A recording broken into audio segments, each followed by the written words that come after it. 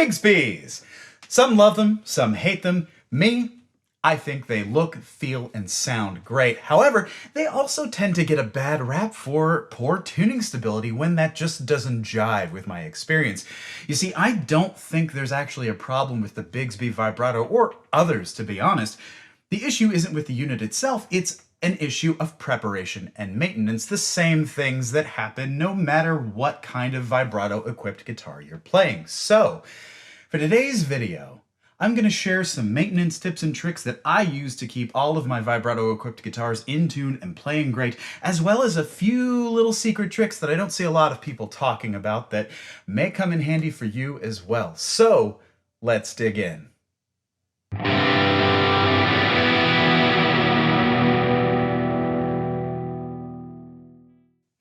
Now, first things first, what exactly is a Bigsby and how does it work? Friends, there's really not a whole lot of mystery to it at all.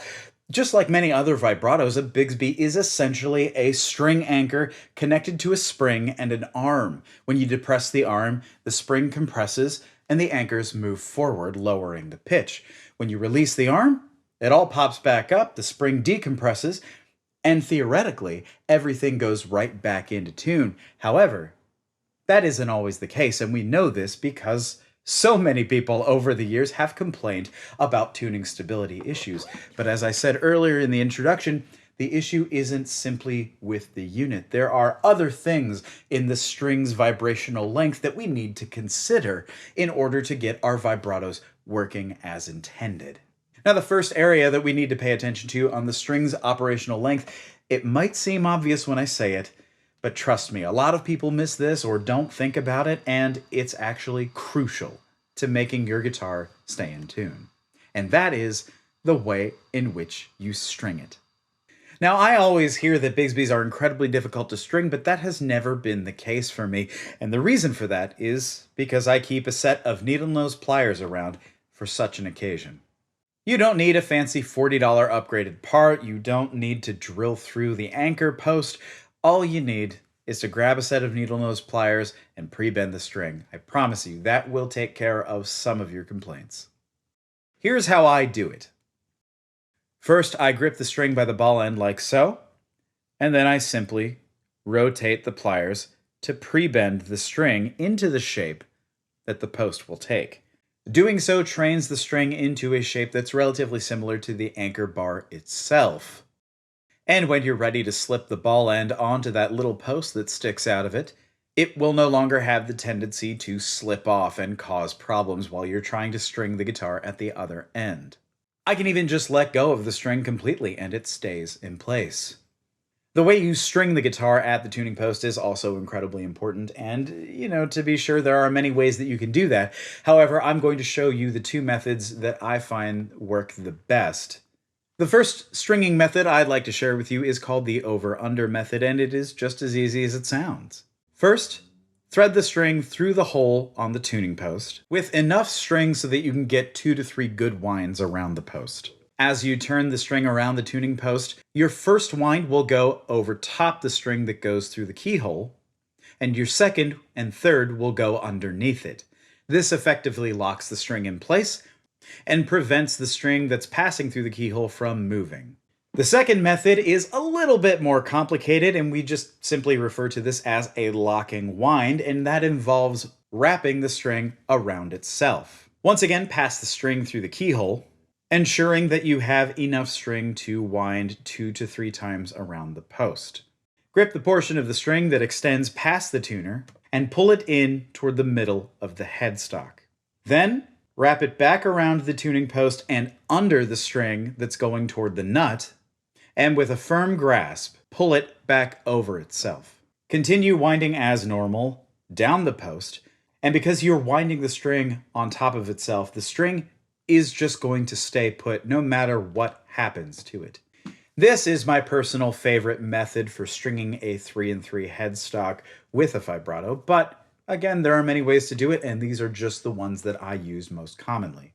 And here's what I feel is the best way to string a Fender-style 6-in-line headstock with Clouson tuners. Grasp the string and pull it taut across the headstock. I like to measure 3 tuners past the one that I'm stringing and cut there. If, for instance, I am stringing the low E, I will measure past the A and D tuners and cut at the G.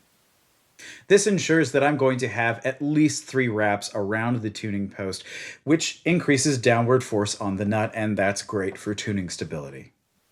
Then I take the string and insert it in the hole in the middle of the tuning shaft. And then it's just a matter of pulling the string to the side and rotating the tuner as normal. Make sure to wind down the shaft, and once you're close to pitch, release the string.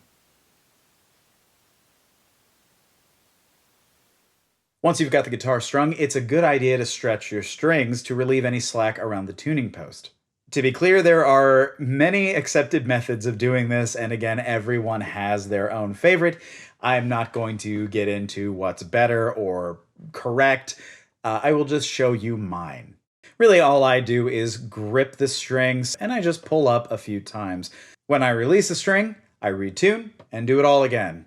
Usually I repeat this 4 to 5 times per string, but after that, everything stays right in tune. The next area we need to pay attention to is the spring itself. Now, the spring that comes with Bigsby's fresh from the factory is fine. However, it needs time to break in. Now, the break-in process can take some time, so in order to accelerate it, I recommend putting the spring on the floor and stepping on it with your entire body weight between 30 and 50 times. And that will effectively wear in the spring so that when it compresses, it decompresses evenly. I know that sounds weird, but I do that to every single spring, and I'm telling you the truth, it works. Here's another Bigsby specific tip for you. When you get a fresh Bigsby from the factory, it will include this nylon spacer. Now, this nylon spacer is meant to act as a spacer between the bottom of the spring and the aluminum housing of the Bigsby itself.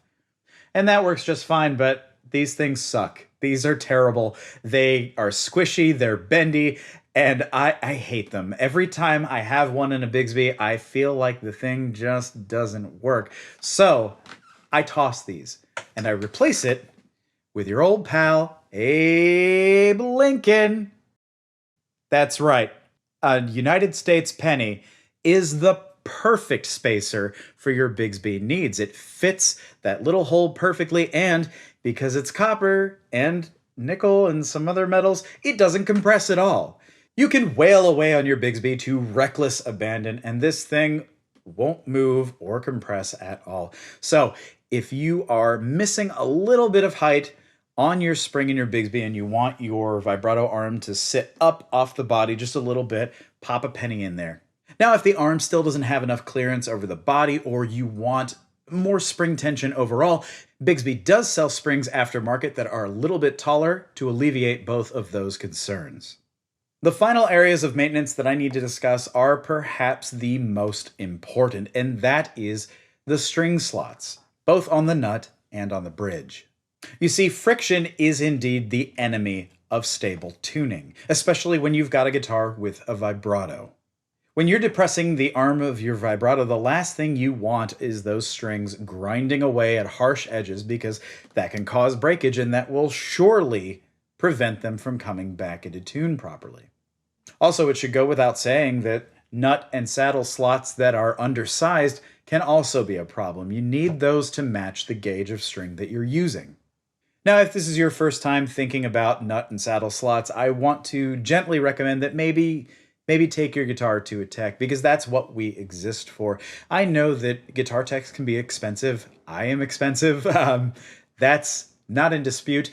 However, we do serve a purpose. So while I love when people are self-sufficient and are able to take care of issues like this on their own guitars, if you are at all afraid or worried about damaging your guitar irreparably, please feel free to discuss this with a tech in your area.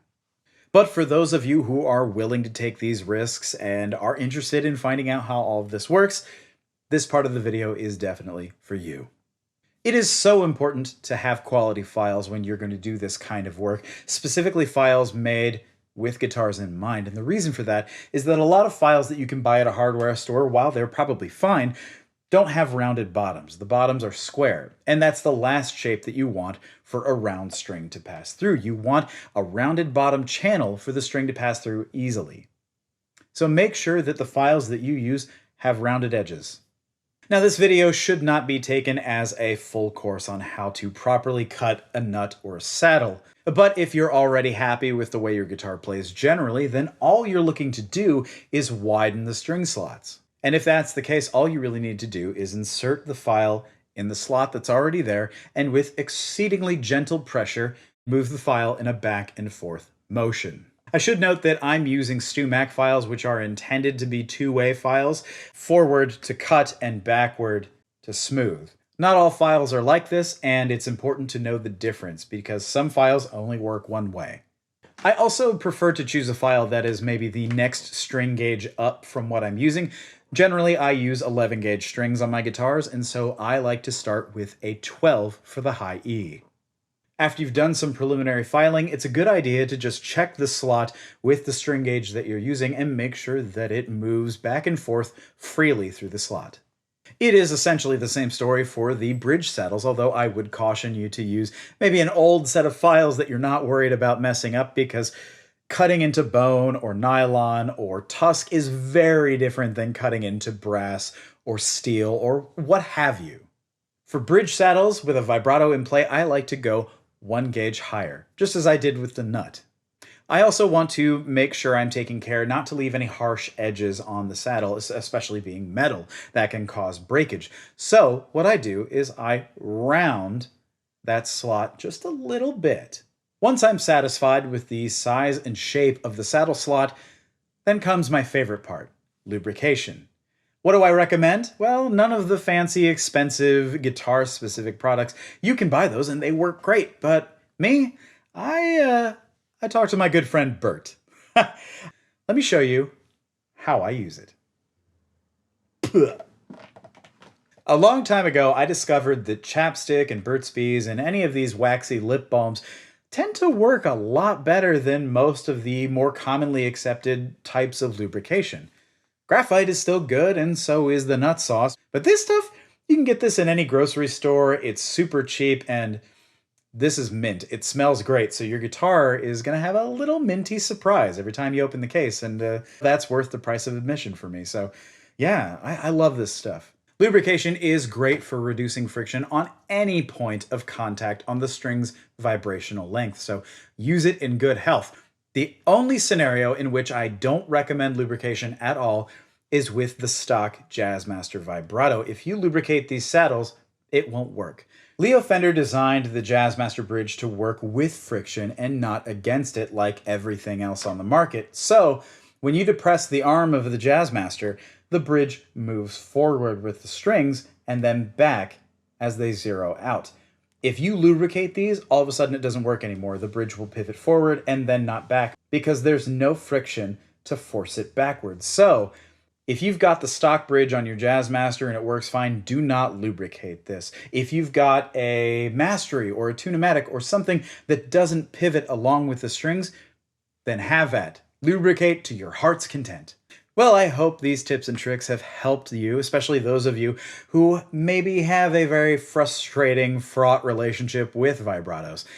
But I want to let you know that whenever you hear someone say vibratos don't work, a Bigsby doesn't stay in tune, that's not the whole story, because with just a little bit of care and maintenance, they absolutely can, and they are among my top 5 favorite vibratos on the market. Which I think will be another video at some point. But anyway, I hope you're taking care of yourself, each other. I hope you're doing well. Please go have some fun with your guitar and try these things and let me know if they work. I would love to hear back from you. All right, take care, and we'll see you in the next one.